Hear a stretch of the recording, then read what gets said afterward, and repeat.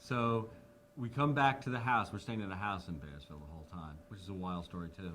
He was living with Ellen Foley at the time, who's this tiny waif of a girl. Ellen's like, and whenever I would describe it to people, I'd say, yeah, meets living with Ellen. There'd be this, almost inevitably, this 30 seconds where they go, and I'd say, what is it?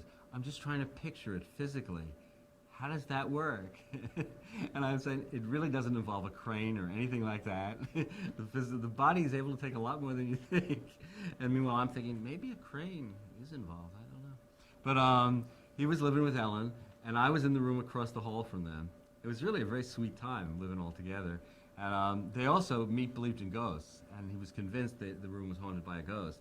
I remember very sweetly him telling me about that constantly. And one night there's a knock on my door around 3 a.m. Jimmy, he's here. You gotta come in. Because I had convinced Meat I could talk to ghosts. I don't know why, but it's one of those things I just said.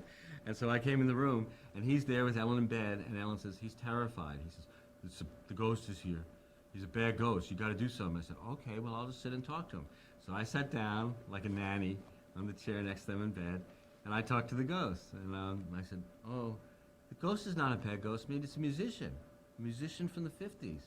It's a bass player who really loves your songs. It's just wishes he could be in the record. He's a nice ghost? Well, yeah. Well, say hi. Ellen, he's a nice ghost. She says, that's good. Yeah, he's a nice ghost. Okay. Jimmy, and I kept talking to the ghost, and you hear,